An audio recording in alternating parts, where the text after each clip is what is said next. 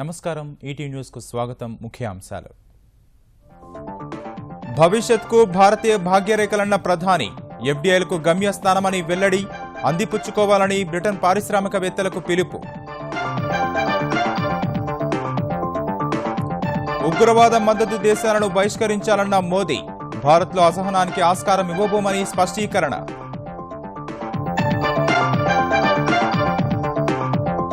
Bharat Britain ఆర్థిక బంధం బలోపేతం ఇరు దేశాల మధ్య 90,000 కోట్ల ఒప్పందాలు రక్షణ భద్రత రంగాల్లో మరింత సహకారం తెలంగాణలో టెట్పై కొలికి వచ్చిన కసరత్తు ఈ నెల 16న ప్రకటన విడుదల జనవరి 24న పరీక్ష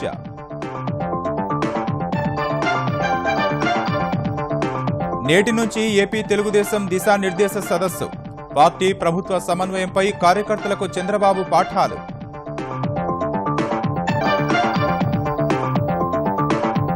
కమలదళంలో ఆగని బీహార్ ప్రకంపనలు అడ్వానీ బృందంతో గొంతు కలిపిన మరో 2 ఎంపీలు సీనియర్లపై అణచివేత సరికాదన్న రాజ్నాథ్ సింగ్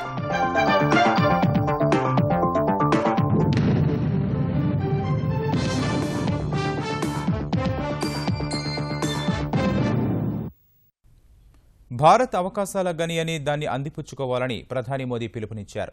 బ్రిటన్ పార్లమెంటును ఉద్దేశించి సుమారు 25 నిమిషాల పాటు ప్రసంగించిన ఆయన ప్రపంచానికి ఇప్పుడు భారత్ ఆశారేఖగా అభివర్ణించారు. ఉగ్రవాదంపై మరోసారి కఠిన స్వరం వినిపించిన మోదీ ముష్కరులకు ఆశ్రయం ఇస్తున్న దేశాలను బహిష్కరించి పోరాడుతున్న దేశాలకు బాసటగా నిలవాలని అభిప్రాయపడ్డారు. నేడు బ్రిటన్ రాణి ఇచ్చే విందుకు హాజరు కానున్న మోదీ రాత్రికి ప్రవాస భారతీయులను ఉద్దేశించి ప్రసంగించనున్నారు.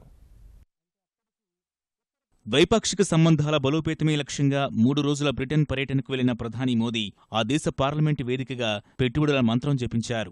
ఎన్డీఏ ప్రభుత్వ సంస్కరణలను వివరించిన ప్రధాని అవకాశాల భారతంలో ప్రస్తుతం మార్పు పవనాలు వీస్తున్నాయని చెప్పారు. భారత్ను సందర్శిస్తే ఆ మార్పు గాలి ఆస్వాదించవచ్చని తెలిపారు.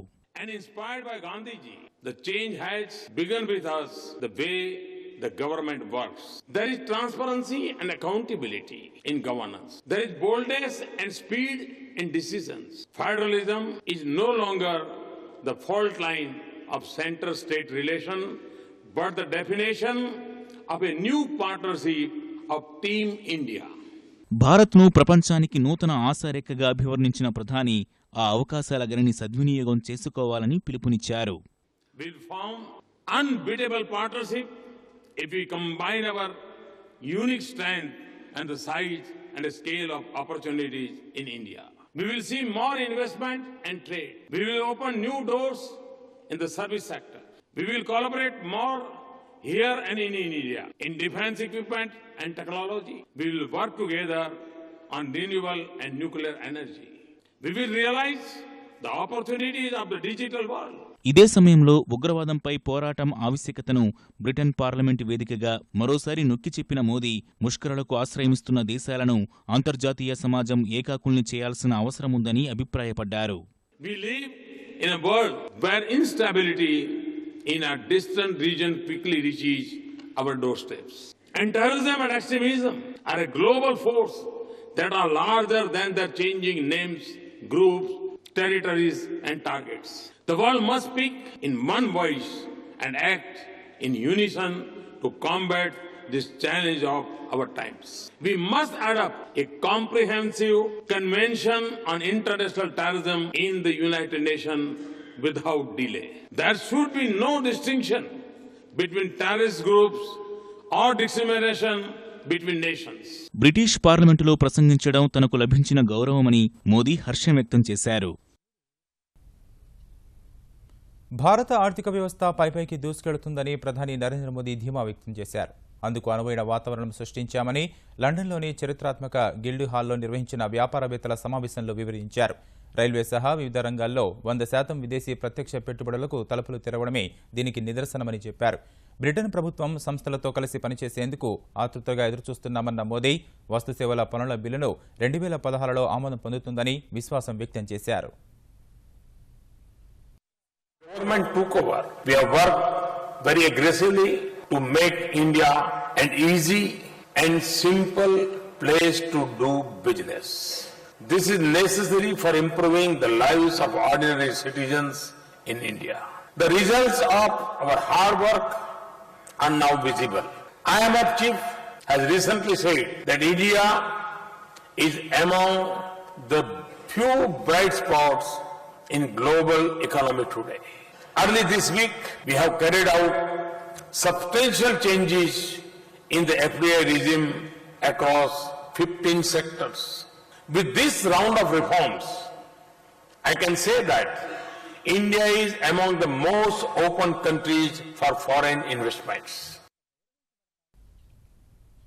భారత్ బ్రిటన్ బంధం సరికొత్త శిఖరాలకు చేరింది.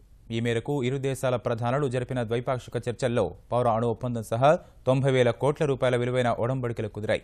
రక్షణ భద్రతా రంగాల్లో సహకారం పెంచాలని ఇరు దేశాల ప్రధానులు నిర్ణయించారు. భారత్లో అసహనానికి ఆస్కారం ఇవ్వబోమని ప్రధాని మోదీ స్పష్టం చేశారు.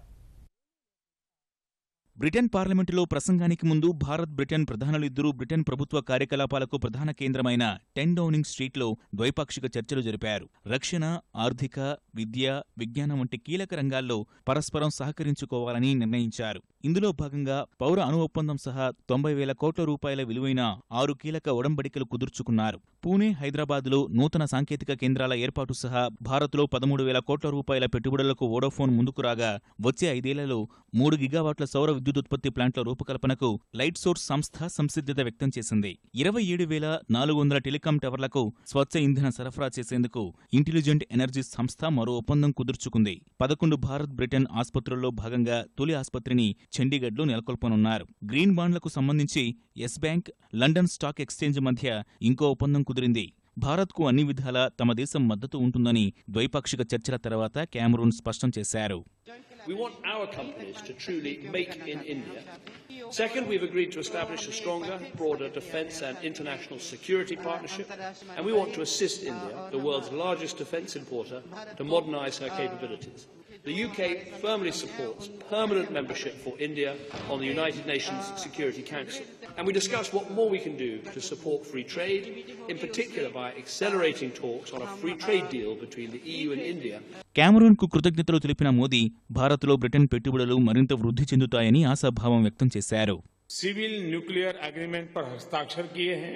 ये हमारे आपसी विश्वास का प्रतीक है. हम अपने पॉलिटिकल डायलॉग को और घनिष्ठ बनाएंगे और नियमित रूप से बायलैटरल समिट करेंगे. यूके के साथ रक्षा और सुरक्षा को हम बहुत मूल्यवान मानते हैं, जिसमें डिफेंस ट्रेड और नियमित ज्वाइंट एक्सरसाइज भी शामिल है और यह साझेदारी निरंतर बढ़ती रहेगी. భారత్లో అసహనాన్ని ఆమోదించబోమని మోదీ స్పష్టం చేశారు. ఈ అంశంపై బీబీసీ విలేకరి అడిగిన ప్రశ్నకు స్పందించిన ప్రధాని భారత్ బుద్ధుడు, గాంధీ పుట్టిన భూమి అని వివరించారు. हिंदुस्तान के किसी भी कोने में कोई भी घटना घटे, भारत के लिए वो घटना 1 हो या 2 हो या 3 हो, 125 करोड़ के देश में एक घटना का महत्व है कि नहीं है, ये हमारे लिए मायना नहीं रखता है. हमारे लिए हर घटना गंभीर होती है. हम इसको किसी भी हालत में टॉलरेट नहीं करते हैं. कानून कठोरता से कार्रवाई करता है और करेगा. और भारत एक वाइब्रेंट डेमोक्रेसी है जो संविधान के तहत सामान्य से सामान्य नागरिक के जीवन को हर प्रकार की सुरक्षा, उसके विचारों की रक्षा, उससे प्रतिबद्ध है और इस काम पर हम कमिटेड हैं. ప్రాథమిక సామాజిక విలువలకు వ్యతిరేకంగా ఏం జరిగినా భారత సమాజం అంగీకరించదని ప్రధాని మోదీ స్పష్టం చేశారు. అమరావతి అభివృద్ధికి బ్రిటన్ వెన్నుదన్నుగా నిలవనుంది. ఈ మేరకు భారత్లోని ఆకర్షణీయ నగరాల్లో 3 అభివృద్ధికి సహకరిస్తామని బ్రిటన్ ప్రధాని క్యామరూన్ చెప్పారు. అయితే ఆకర్షణీయ నగరాల జాబితాలో మహారాష్ట్రలోని అమరావతి కూడా ఉండడం వల్ల క్యామరూన్ ఏ అమరావతి గురించి చెప్పారనేది సందిగ్ధంగా మారింది. Companies with world-class consulting, project management and engineering skills to help you plan, design and build these new cities. So I'm delighted we've agreed a new 5-year partnership to develop 3 cities, Amaravati, Indore and Pune. ఉపాధ్యాయ ఉద్యోగాల అర్హత పరీక్ష TET నిర్వహణకు సన్నద్ధమవుతున్న తెలంగాణ విద్యాశాఖ ముహూర్తం ఖరారు చేసింది. వచ్చే జనవరి 24న పరీక్ష నిర్వహించేలా ఏర్పాట్లు చేస్తోంది. ఈ మేరకు ఈ నెల 16న ప్రకటన విడుదల చేయనుంది. స్వల్పం మార్పులు మినహా అదే తేదీల్లో పరీక్ష నిర్వహించే అవకాశం ఉందని ప్రాథమిక విద్యాశాఖ అధికారులు తెలిపారు. పరీక్షా విధానం, రుసుముల విధానంలో మార్పులుండబోవని, సిలబస్కు సంబంధించి తెలంగాణ చరిత్ర, ప్రాంతీయ అంశాలకు ప్రాధాన్యత ఉంటుందని భావిస్తున్నారు. ఈ నెల 18 నుంచి డిసెంబర్ 9 వరకు ఆన్లైన్ ద్వారా దరఖాస్తులు స్వీకరించి జనవరి 4 నుంచి టెట్ హాల్ టికెట్లు డౌన్లోడ్ చేసుకునే వీలు కల్పిస్తారు. జనవరి 24న డీఈడీ అభ్యర్థులు రాసే పేపర్ 1 పరీక్షను ఉదయం 9:30 నుంచి 12 గంటల వరకు, బీఈడీ అభ్యర్థులు హాజరయ్యే పేపర్ 2ను మధ్యాహ్నం 2:30 నుంచి 5 గంటల వరకు నిర్వహిస్తారు. ప్రభుత్వం, పార్టీ మధ్య సమన్వయమే లక్ష్యంగా ఆంధ్రప్రదేశ్ తెలుగుదేశం తలపెట్టిన దిశానిర్దేశ సదస్సు నేటి నుంచి తిరుపతిలో ప్రారంభం కానుంది. 2 రోజుల పాటు జరిగే ఈ సమావేశాల్లో 16 నెలల ప్రభుత్వ పనితీరుపై లోతుగా చర్చించి రైతు రుణమాఫీ, పింఛన్లు, ఉద్యోగులకు ఫిట్మెంట్, సంక్రాంతి కానుక, సాగునీటి ప్రాజెక్టుల నిర్మాణాలు, పారిశ్రామిక అభివృద్ధికి చేస్తున్న కృషిని ప్రజల్లోకి తీసుకెళ్లేందుకు పార్టీ కార్యకర్తలకు దిశానిర్దేశం చేయనున్నారు. 13 జిల్లాల నుంచి వచ్చే ముఖ్య నాయకులు బృందాలుగా విడిపోయి పార్టీ, ప్రభుత్వం మధ్య సమన్వయంపై చర్చిస్తారు. చర్చా సారాంశాన్ని నివేదిక రూపంలో చంద్రబాబుకు అందించి కీలక నిర్ణయాలు తీసుకోనున్నారు. 10 గంటలు, రెండోసారి 12 గంటలు ముఖ్యమంత్రిగా పనిచేస్తే మూడోసారి 14 గంటల కాలం పనిచేస్తున్నారు ఆయన. ఆ అవసరం ఉంది అనేటటువంటి ఫీలింగ్లో ఆయనతో పాటు ప్రభుత్వాన్ని, అదేవిధంగా పార్టీ శ్రేణుల్ని ప్రజల వద్దకు ఏ విధంగా తీసుకువెళ్ళాలి ఏంటి అనేటటువంటి ఆలోచనతో పెట్టడం జరిగింది. పార్టీ కార్యకర్తలు ఎవరెవరు ఏ శ్రేణులు ఎక్కడ ఉండాలి ఏంటి, ఈ ఏవైతే ఖాళీలు ఉన్నాయో వాటిని నింపుకుంటూ వెళ్లాలనేటటువంటి దృక్పథం అయితే మెయిన్గా ఉంది.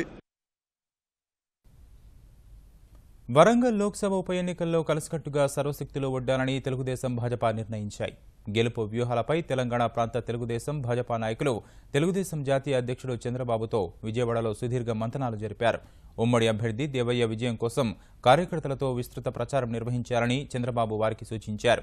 తాను ప్రచారంలో పాల్గొంటారని బాబు హామీ ఇచ్చినట్లు భేటీ తర్వాత తెలిపిన నేతలు తెరాస వైఫల్యాలను ప్రజలకు వివరించి విజయం సాధిస్తామని ధీమా వ్యక్తం చేశారు.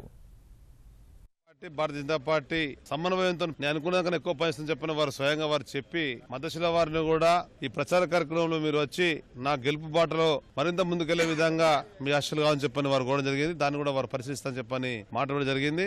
టీఆర్ఎస్ ప్రభుత్వం యొక్క వాగ్దానాలను నిలుపుకోకుండా ఏ రకంగా అయితే నెగ్లిజెన్సీ చేస్తుందో దాని మీదే మా యొక్క అస్త్రాలు ఉపయోగించాలని చెప్పని ఉభయ పార్టీ వాళ్ళు నిర్ణయం తీసుకున్నాము. భాజపా నేతృత్వంలోని కేంద్ర ప్రభుత్వం రైతులను మోసం చేస్తోందని తెలంగాణ ఉప ముఖ్యమంత్రి కడియం శ్రీహరి వరంగల్లో ఆరోపించారు. రైతు ఆత్మహత్యలు బాధాకరమన్న ఆయన వారి సంక్షేమం కోసం కేసీఆర్ సర్కార్ అనేక పథకాలు అమలు చేస్తున్నా కేంద్రం నుంచి సరైన సహకారం లేదన్నారు. మహారాష్ట్రలో రాష్ట్ర ప్రభుత్వమే రైతులకు బోనస్ ఇస్తోందని తెలుగుదేశం, భాజపా భూటాపు ప్రకటనలు చేస్తున్నాయని కడియం దుయ్యబట్టారు. దేశంలో ఇంత పెద్ద మొత్తంలో అన్ని రాష్ట్రాలలో కూడా రైతు ఆత్మహత్యలు జరుగుతున్నప్పుడు ఎన్నికల సందర్భంగా దేశ రైతాంగానికి అయితే హామీ ఇచ్చారో మీరు ఇచ్చిన హామీని నిలబెట్టుకోలేకపోతే మీరు దానికి కనీసంగా CCI తోని ఎక్కువ కొనుగోలు సెంటర్లు ఏర్పాటు చేయించి రైతు నుంచి నేరుగా పత్తి కొనుగోలు చేయించలేని చాతగాని ప్రభుత్వం భారతీయ జనతా పార్టీ ప్రభుత్వం. శాసనసభ ఎన్నికల సమయంలో ఇచ్చిన హామీలపై తెరాస నేతలు అసత్య ప్రచారం చేస్తున్నారని తెలంగాణ PCC అధ్యక్షుడు ఉత్తమ్ కుమార్ రెడ్డి విమర్శించారు. కేసీఆర్ 500 రోజుల పాలనపై శాసనమండలి ప్రతిపక్ష నేత షబ్బీర్ అలీ రూపొందించిన 50 ప్రశ్నలు అనే పుస్తకాన్ని ఉత్తమ్ ఆవిష్కరించారు. తెరాస ఇచ్చిన హామీల్లో 10% కూడా నెరవేర్చలేదని ఆయన విమర్శించారు. ముఖ్యమంత్రి కేసీఆర్ నైజాన్ని అర్థం చేసుకుని తగిన బుద్ధి చెప్పాలని వరంగల్ ఓటర్లను కోరారు. పదే 4 నెలల్లో ముస్లిమ్స్కి 12% ముస్లిం రిజర్వేషన్ ఇస్తామని చెప్పారు. ఒక్కడుగు కూడా ముందుకేయలేదు. గిరిజనులకి 12% రిజర్వేషన్ ఇస్తామని చెప్పడం జరిగింది. ఒక్క అడుగు కూడా ముందుకేయలేదు. 2 బెడ్రూమ్ల ఇల్లు, మరి 2 బెడ్రూమ్ల ఇల్లు కేవలం ఈ ఎన్నికలు వస్తున్నాయని ప్రచారం కోసం ఎక్కడో చోట ప్రకటించడం తప్పితే ఎక్కడ కూడా రూపాయి ఖర్చు పెట్టి పని మొదలు కాలేదు. ఆంధ్రప్రదేశ్ రాష్ట్రాన్ని పర్యాటకంగా అభివృద్ధి చేసేందుకు గల అన్ని అవకాశాలని సద్వినియోగం చేసుకోవాలని ముఖ్యమంత్రి చంద్రబాబు నాయుడు అధికారులను ఆదేశించారు. రాష్ట్రంలోని పర్యాటక ప్రాంతాల అభివృద్ధిపై విజయవాడ క్యాంపు సమీక్ష నిర్వహించిన ఆయన కడప జిల్లాలోని గండికోట, ఒంటిమిట్ట ప్రాంతాల్లో తక్షణం పర్యాటక అభివృద్ధికి చర్యలు ప్రారంభించాలని సూచించారు. నాగార్జునసాగర్లో బౌద్ధ పర్యాటకం, రాష్ట్రంలోని ప్రముఖ ఆలయాల్ని కలుపుతూ ఆధ్యాత్మిక టూర్ ప్యాకేజీలు రూపొందించాలని సూచించారు. 6 నెలల్లో గండికోట ప్రాజెక్టు తొలిదశ నిర్మాణాలు పూర్తి కావాలన్న చంద్రబాబు రాతిశిలలు, పెన్నా నది రిజర్వాయర్లు తదితరాలపై జియోలాజికల్ సర్వే జరపాలన్నారు. అమెరికాలో ఉన్న కెన్యాన్ ప్రాజెక్టుకు ధీటుగా గాజు బాల్కనీ కట్టాలని సూచించారు. Ropeway, rock climbing, boating park, amusement park, shopping area, resort తదితరాల నిర్మాణాలని భవిష్యత్తులో గండికోటకు రావాలని, అందుకు సరైన నిపుణులను ఏర్పాటు చేసుకుని సమగ్ర ప్రణాళిక తయారు చేయాలన్నారు. ఐటీ పరిశ్రమల ఏర్పాటుకు ముందుకొచ్చే ఔత్సాహికులకు నిరంతరం అందుబాటులో ఉండేలా కాల్ సెంటర్ ఏర్పాటు చేయాలని ఆంధ్రప్రదేశ్ ఐటీ శాఖ మంత్రి పల్లె రఘునాథ్ రెడ్డి అధికారులను ఆదేశించారు. ఏపీలో ఐటీ ప్రతిపాదనల పురోగతిపై సమీక్ష నిర్వహించిన ఆయన ఐటీఐఆర్ ప్రాజెక్టులకు త్వరితగతిన ఆమోదం తెలిపేలా కేంద్రంపై ఒత్తిడి తేవాలని నిర్ణయించారు.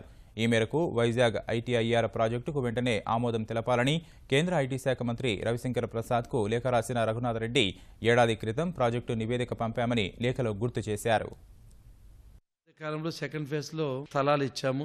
ఆ 37 కంపెనీలు ఎంతవరకు దీన్ని ఉపయోగించుకుంటున్నారు, రాత్రిపూట కూడా ఒక సెల్ ఏర్పాటు చేసి అమెరికా వాళ్ళతో అందుబాటులో ఉండడానికి 24 hours కాల్ సెంటర్ ఏర్పాటు చేయడము, ఈ జేడీ ఇన్వెస్ట్మెంట్ కోసం ఒక ప్రత్యేకంగా కేటాయించి ఈ ఇన్వెస్ట్మెంట్లు ఎక్కువ తీసుకొచ్చే ప్రయత్నం చేయడము, అన్ని డిపార్ట్మెంట్ను స్థూలంగా ఒక్కసారి నెసరీ ఇన్స్ట్రక్షన్స్ ఇవ్వడం జరిగింది.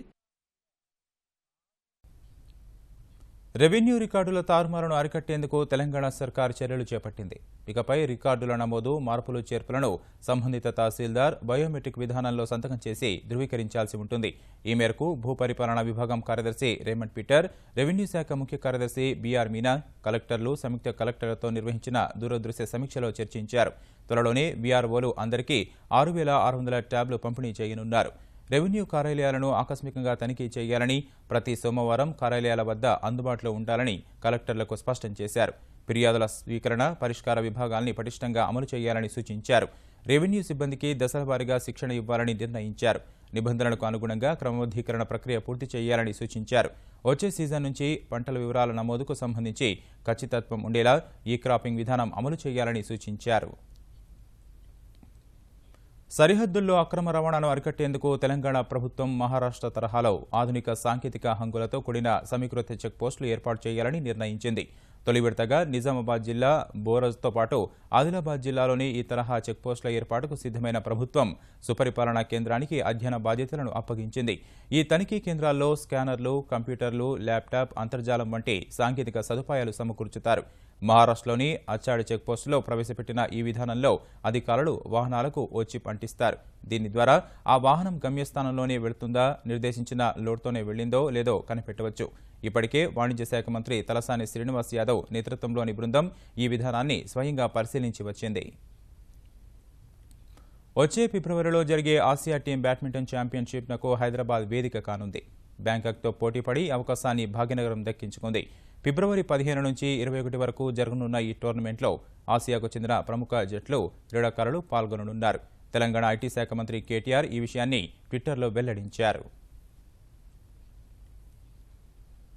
విశాఖ విమ్స్ సహా కీలక ప్రభుత్వ ఆసుపత్రుల నిర్వహణను ప్రభుత్వ రంగ సంస్థలకే అప్పగించాలని యోచిస్తున్నట్లు ఆంధ్రప్రదేశ్ మానవ వనరుల అభివృద్ధి శాఖ మంత్రి గంటా శ్రీనివాసరావు తెలిపారు. తద్వారా ప్రభుత్వ ఆసుపత్రుల నిర్వహణ మరింత మెరుగుపడుతుందని ఆయన ఆశాభావం వ్యక్తం చేశారు. డిసెంబర్ 25 నుంచి 3 రోజుల పాటు విశాఖ ఉత్సవ్ నిర్వహించనున్నట్లు తెలిపారు. వేడుకల ముగింపు రోజున అరకు ఉత్సవ్ జరపనున్నట్లు వెల్లడించారు. ఉత్సవ్ దాన్ని ఈ సంవత్సరం కూడా డేట్లు ఒకటి ఫైనలైజ్ చేసాం. 25, 26, 27 డిసెంబర్ 25 ఏదైతే క్రిస్మస్ రోజు ఉందో ఆ రోజు స్టార్ట్ అయ్యి 26, 27 సండే క్లోజ్ అయ్యేటట్టుగా ఈ 25, 26, 27 3 రోజులు డేట్లు ఫైనలైజ్ చేశాం. మరుగుదొడ్ల నిర్మాణంలో సంపూర్ణ విజయం సాధించిన సత్తెనపల్లి నియోజకవర్గంలో త్వరలో ప్రతి గ్రామానికి ప్రపంచ బ్యాంకు 5 లక్షల రూపాయల చొప్పున అభివృద్ధి నిధులు అందించనుందని ఆంధ్రప్రదేశ్ శాసనసభాపతి కోడెల శివప్రసాదరావు తెలిపారు. ప్రపంచ బ్యాంకు ప్రతినిధులు ప్రతి గ్రామం సందర్శిస్తారని ఆయన వెల్లడించారు. జర్మనీ పర్యటన నుంచి తిరిగొచ్చిన ఆయనకు సొంత నియోజకవర్గం సత్తెనపల్లిలో తెలుగుదేశం శ్రేణులు ఘన స్వాగతం పలికాయి. అనంతరం ఆయన రెంటపాళ్లలో మీ ఇంటికి మీ భూమి కార్యక్రమంలో పాల్గొన్నారు.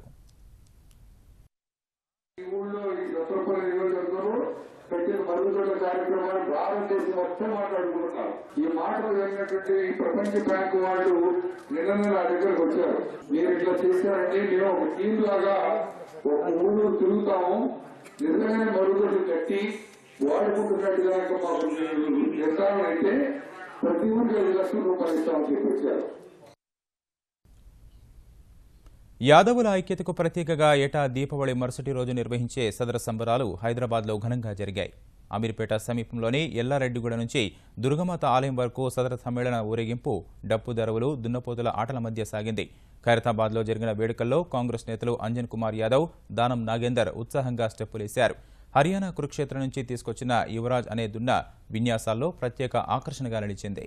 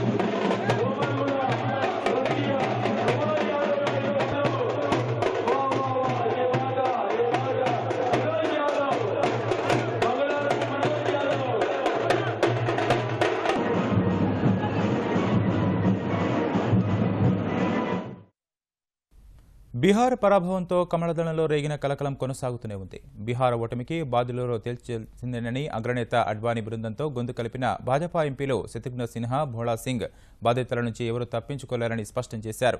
ఇదే సమయంలో ముఖ్య నేతల నష్ట నివారణ చర్యలు కొనసాగుతున్నాయి. ఇప్పటికే రవిశంకర్ ప్రసాద్ అడ్వానీని కలవగా ఆర్థిక మంత్రి అరుణ్ జైట్లీ అసంతృప్తి గళాల్లో ఒకరైన మురళీ మనోహర్ జోషి ఇంటికెళ్లి చర్చించారు. అటు ధిక్కార స్వరాలపై చర్యలు తీసుకోవాల్సిందేనన్న మరో కేంద్ర మంత్రి నితిన్ గడ్కరీ వ్యాఖ్యలతో హోంమంత్రి రాజ్నాథ్ సింగ్ విభేదించారు. అడ్వానీ, జోషి అనుభవజ్ఞులని, పార్టీ అభివృద్ధికి వారెంతగానో పాటుపడ్డారని గుర్తు చేసిన రాజ్నాథ్ వారి సూచనలు స్వీకరించాలని అభిప్రాయపడినట్లు పార్టీ వర్గాలు తెలిపాయి. సీనియర్లు చెప్పిన అంశాలను విశ్లేషించుకుని ముందుకెళ్లాలని వ్యాఖ్యానించినట్లు తెలిసింది. అయితే సీనియర్లు బహిరంగంగా అసంతృప్తి వ్యక్తం చేయడానికి రాజ్నాథ్ వ్యతిరేకమన్న పార్టీ వర్గాలు అణచివేతకు బదులు దిద్దుబాటు చర్యలు చేపట్టడం మేలన్నదే ఆయన అభిప్రాయమని వివరించారు. టికెట్ రద్దు ఛార్జీలను రైల్వే శాఖ రెట్టింపు చేసింది. నేటి నుంచి అమల్లోకి వచ్చిన కొత్త నిబంధనల ప్రకారం రైలు బయలుదేరే 4 గంటల ముందు టికెట్ రద్దు చేసుకున్న వారికి మాత్రమే 50% రుసుం తిరిగి చెల్లిస్తారు. రైలు బయలుదేరాక రద్దు చేసుకుంటే ఎలాంటి సొమ్ములు తిరిగి రావు. రైలు బయలుదేరే 48 గంటల ముందు 2వ తరగతి ప్రయాణ టికెట్ రద్దు చేసుకుంటే గతంలో ₹30 కోత విధిస్తే ఇప్పుడు 60కి పెంచారు. 2వ తరగతి స్లీపర్ క్లాసు రద్దు ఛార్జీలు 60కి బదులు ₹120, థర్డ్ ఏసీ టికెట్ రద్దు ఛార్జీలు 90 నుంచి ₹180, సెకండ్ ఏసీ రద్దు ఛార్జీలు 100 నుంచి ₹200 పెరిగాయి. వెయిటింగ్ లిస్ట్, ఆర్ఏసీలో ఉన్న టికెట్లను రైలు బయలుదేరే అరగంటలోపే రద్దు చేసుకోవాలి. టికెట్ తీసుకున్న 48 నుంచి 12 గంటలలోపు రద్దు చేసుకుంటే 25% రుసుము వసూలు చేయనున్న రైల్వే శాఖ రద్దు రుసుములను చెల్లింపునకు ప్రత్యేక కౌంటర్లు ఏర్పాటు చేయనుంది. టికెట్ ఏజెంట్లు మోసగాళ్లకు చెక్ పెట్టి నిజమైన ప్రయాణికులకు సేవలను అందించేందుకే టికెట్ రద్దు ఛార్జీలు పెంచనున్నట్లు రైల్వే శాఖ ఓ ప్రకటనలో తెలిపింది. ముఖ్యాంశాలు మరోసారి. భవిష్యత్కు భారతీయ భాగ్యరేఖలన్న ప్రధాని, ఎఫ్డీఐలకు గమ్యస్థానమని వెల్లడి, అందిపుచ్చుకోవాలని బ్రిటన్ పారిశ్రామికవేత్తలకు పిలుపు. ఉగ్రవాద మద్దతు దేశాలను బహిష్కరించాలన్న మోదీ, భారత్లో అసహనానికి ఆస్కారం ఇవ్వబోమని స్పష్టీకరణ.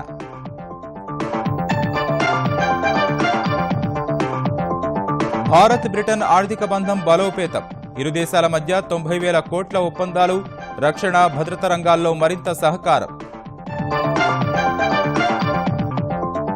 తెలంగాణలో టెట్పై కొలికి వచ్చిన కసరత్తు, ఈ నెల 16న ప్రకటన విడుదల, జనవరి 24న పరీక్ష.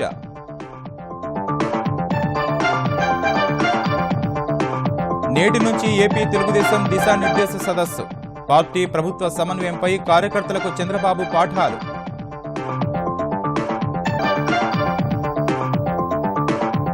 కమలదళంలో ఆగని బీహార్ ప్రకంపనలు, అడ్వానీ బృందంతో గొంతు కలిపిన మరో 2 ఎంపీలు, సీనియర్లపై అణచివేత సరికాదన్న రాజ్నాథ్ సింగ్.